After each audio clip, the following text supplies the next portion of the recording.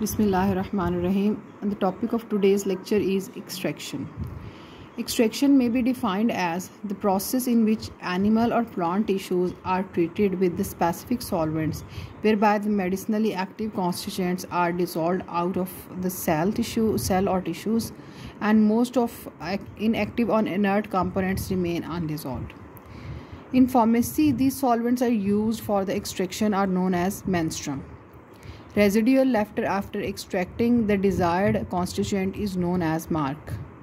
The total extraction so obtained from the plants are commonly known as clinical preparations, or these are relatively impure liquids, semi-solids or powders intended for the oral use. Depending upon the process used and degree of concentration of the extractives, these galenicals include decoctions. These galenicals may be infusion, these may be fluid extracts, or these may be tinctures, pilular extracts or powder extracts. Why there is need to formulate such type of extraction? With the advent of numerous synthetic drugs, the demand for the drugs of the natural origin is diminishing.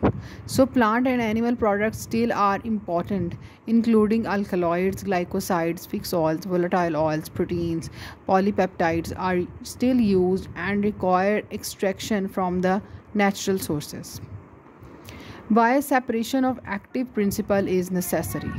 Separation of active constituent is desirable for the following reasons.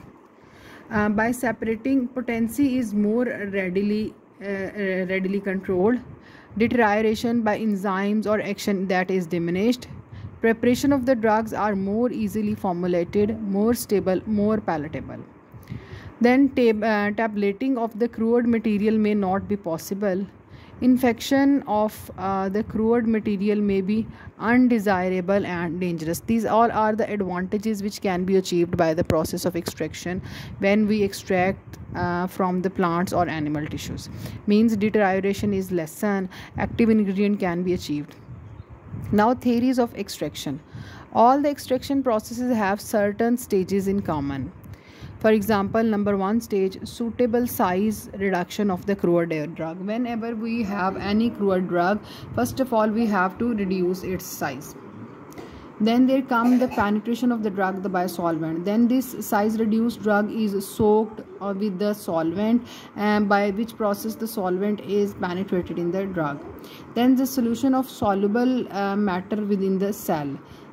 Within the cell, when the solvent is penetrated, it will make the solution. Then the escape of dissolved material through the cell wall and through the solvent boundary layer surrounding the particles of the drug.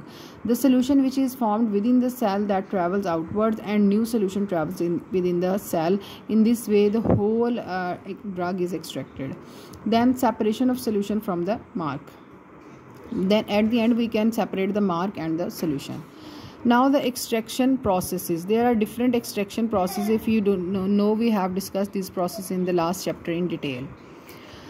In this extraction, the processes are maceration. You people are well familiar with the maceration. It is a prolonged infusion process. Drug is placed in the menstruum for 2 to 14 days. Then percolation. In this method, powdered crude drug is placed in the container and the menstruum is added from the top, which gets active ingredient within it. Then the next step after maceration percolation, there is a digestion. It is a form of maceration which consists of application of gentle heat. Then there